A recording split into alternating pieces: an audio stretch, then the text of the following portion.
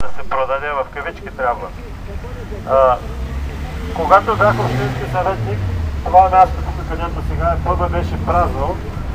Трябва да ви кажа, че от няколко западни посолства натискаха Общинския съвет да продаде това парче, което сега виждате, сграда с турска банка от едната страна, американски магазин и също така, вижте какви са банките, италианска, гръцка и само оно и малкото последното парче, ниското за остъкленото, това принадлежи на общината. Какво ще стане, ако ние... Значи резултата е следния. Само тези две банки на година печелят 5-6 пъти повече, отколкото беше квадратния метър тогава, когато Общинския съвет го продаде. Взе решение да се продаде и в касата на община Варна влязаха пари, които само за една година в момента тези банки имат печалба. Разбира се и магазина, който също не е с българска стока. Коя земя ще бъде първо купена? На първо място ще купят първата линия на целия български бряг. Тоест, хотелите няма да бъдат български, пясъка няма да български, морето няма да бъде българско и ако те я купят за някаква цена от 300-400, дори 1000 евро да е на квадратен метър, те за 2-3 години ще възвърнат тези богати западни, еврейски, италиански, най-вече европейски, но нека да си дадем сметка, че много руснаци, много турци живеят в Европа. След това ще купят най-ценните бисери на българските зимни курорти. Централните места, централните хотели. И там в продължение на... Докато не национализираме тая земя, аз не виждам бъдещите 30-40 години как ще стане това. Значи тази земя, този сняг, тази природа ще бъде печалба за западните богати фирми. След това ще купят централните места, ето аз показвам това нещо е купено от западни фирми, западни банки, корпорации, вериги магазини и ние ще даваме своите пари, ще ставаме бедният български джоб, ще бъде ограбен. Или, както аз се шегувам, на богата България подарява на бедна Европа своите бисерни места. Що се отнася до това, тази лъжа, тази манипулация, тази фалшификация, че българи също ще могат да купят земи в Европа, аз ще дам един пример. 101 пъти повече е купена земя от германци, отколкото от българи. Значи, тук ще имаме Германия, ще имаме, нали, първо Холандия, да не говорим за тези, които са от така хазарски произход и те ще могат да вземат най-ценните кътчета на българите. От така наречените европейци, защото тук ще бъдат не някакви културтрегери, а ще бъдат преди всичко спекуланти, хора, които са свързани с Сорос и защо с тези, които гледат само да грабят България. Мога да се спре на духовния аспект. Какво значи българска земя? Какво е вложено в тази земя? Колко българска духовност, чувствителност, колко българска кръв е пролята. Но смятам, че има достатъчно хора, които мислят, че могат да говорят за духовността и то с болка и така горещ, тъжен сарказъм, както говорещия преди мене. Затова се спрях само на финансовите аспекти. 20 пъти ще бъде ограбен всеки българин от най-свидните прекрасни кътчета на българската земя ще бъде ограбен. Здравейте, скъпи приятели, скъпи братя и сестри! Аз идвам специално от Добрич. Добрич днес инициативата беше в 11 часа. И като истинска българка, която обича и българската земя, и българският народ, дойдох до Варна, за да подкрепя моите братя истински и моите сестри. Защо говоря така? Всеки народ заслужава своята съдба.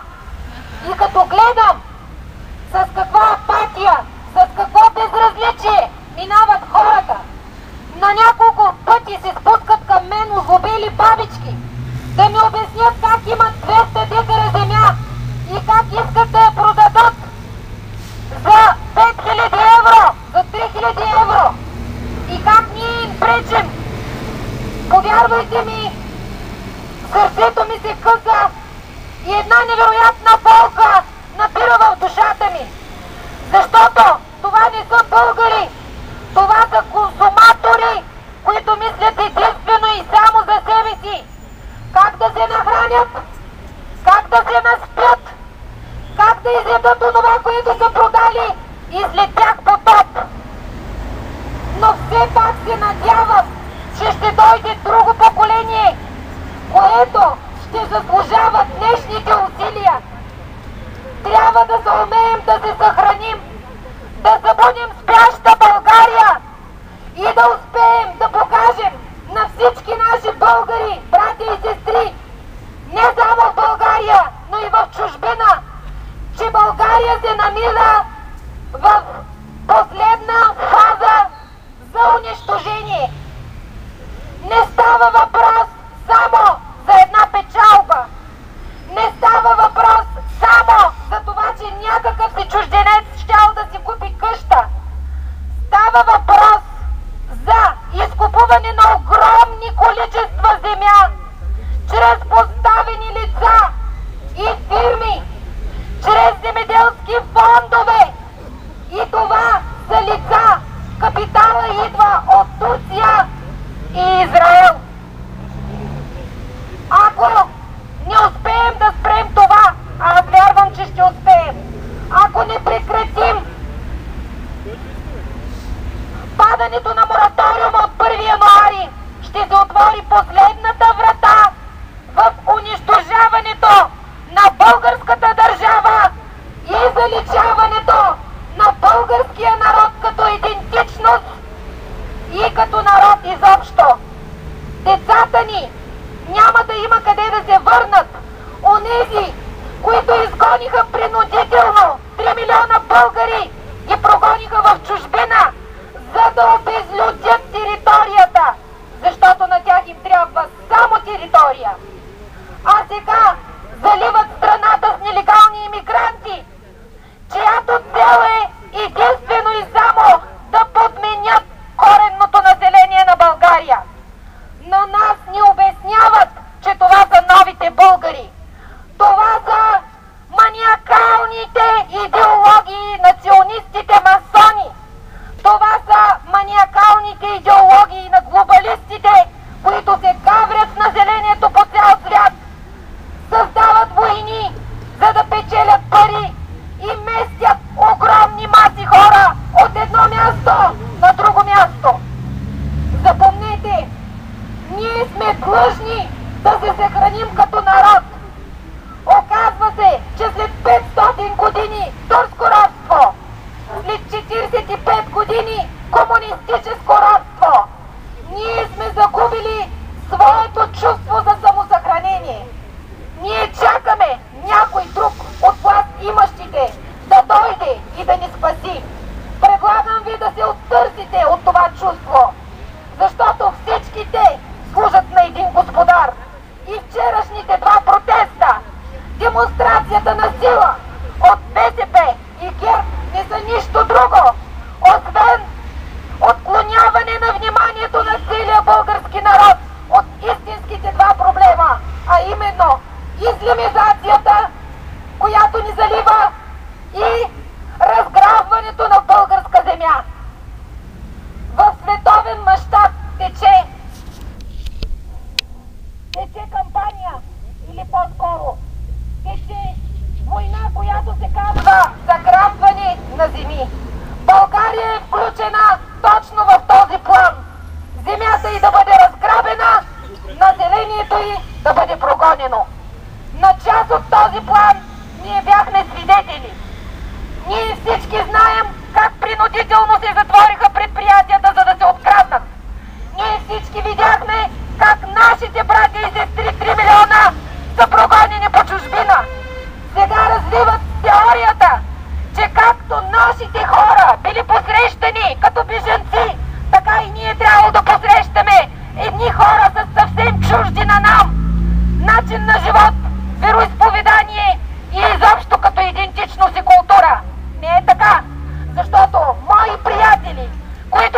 трудиха да избягат, бяха по една година по дърветата в други държави.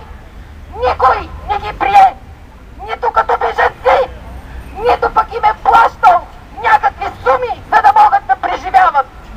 Пазили са си дърветата, пазили са си и пейките. Това е за българина. Бич! Бич! И то не от вчера.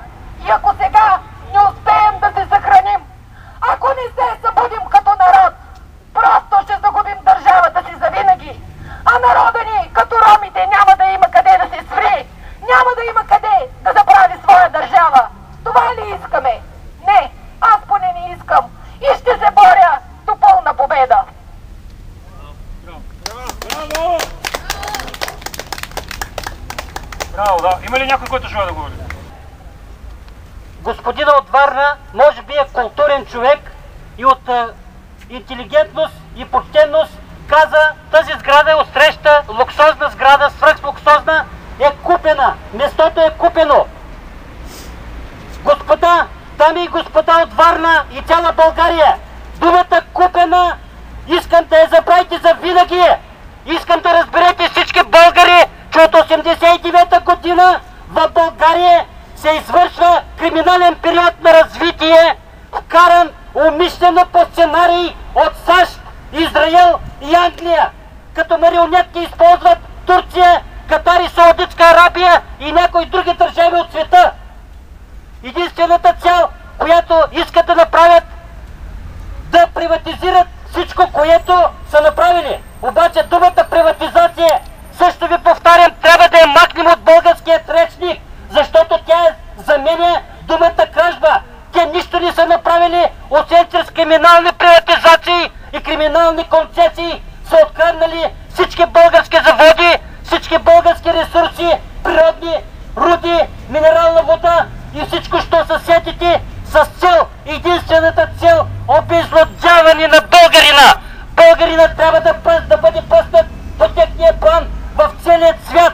Българина трябва според техния план да няма държава. Защо? Има въпрос. И знаете ли защо? Знаете ли, че и нашите служби знаят? Знаете ли, че и нашите партии, големи партии, които се наричат БСП, ГЕРБ, ДПС, НДСВ, реформаторски блок, деформаторски блок, всъщност, който в момента направиха, всички много добре знаят, че цялата работа е Израел, държавата Израел, да се направи европейски Израел на територията на България. Най-добрата земя на Европа, най-важното геополитическо место на света, не само на Европа, с цел да превземат целия свят чрез колониализма. Новото име на колониализма, което го наричат с нов термин, за да заблудят българите, глобализация. Да заблудят и всички хора. Глобализация. Глобализацията, разбирайте, колониализъм. Идеята на тези три държави, Израел, Англия и САЩ, е да разрушат структурата на всички държави в света, да разрушат държавността на всички държави в света и само те, единствените държави, да остават в света, като ползват всички ресурси, води, цялата земя на планетата и човека да го ползват за своите сатанински дела. Българите имаме изключително важна, изключително отговорна задача. Въпреки че по население сме малки, въпреки че имаме около 6-7 милиона население, 3 милиона от българите са прогонени методично по план, разберете, точен план, чрез изкуствена безработица, чрез ниско заплащане, криминални концесии и приватизации, чрез чужди банки, вериги, магазини, молови и така нататък и други програми, чрез фалшиво образование. Всичко методично е направено българите да бъдат изгонени. Искам да ви кажа много важно нещо. Не се страхувайте! Не се страхувайте, че тук в момента сме около 50, може би 100 човека. Не се плашете! Българите ще се събудим и не се страхувайте, че сме около 4, 5, 6 милиона, не знам и аз колко вече са останали в България, но българите ще се справим с този проблем. Ще се справим с Израел, ще се справим с Англия, ще се справим и с Съединените щати. Запомнете, в цялата цивилизация на света и преди новата ера и след новата ера сме разрушавали много империи на Сатана. Не се страхувайте, и тази империя ще се намери местото.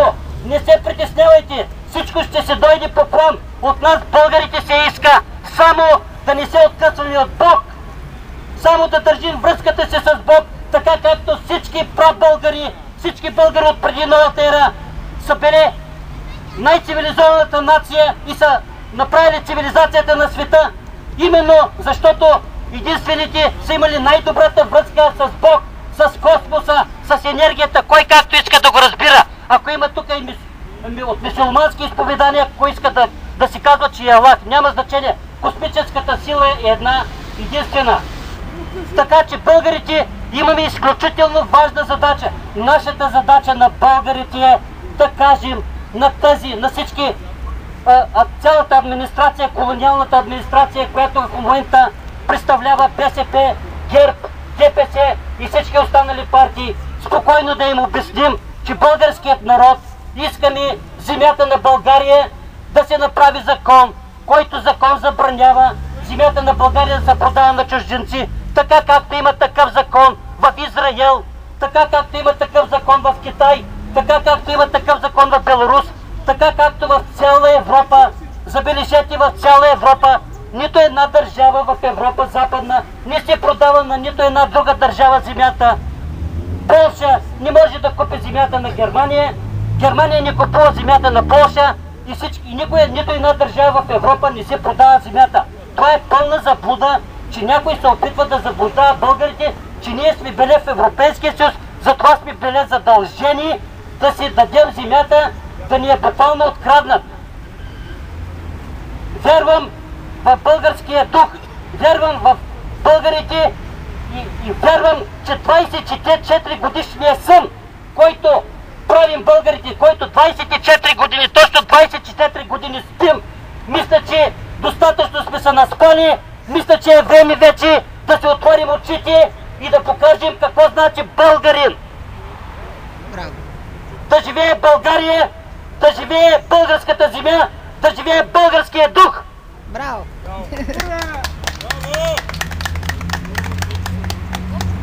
Миналото на България, което познаваме сравнително добре, имаме запазени документи, става въпрос за времето след освобождението от турско робство. Между другото, така нареченото турско робство, което сега искат да изменят като друго понятие, има един период кърджалийство. Този период е траял около 20-25 години, през което време България е разорена. Всички хора, които са имали някакво имущество по-голямо, почти всички селища, хора, които са извършвали търговия, хора, които са имали собственост или някакъв уседнал живот, са пострадали в този период.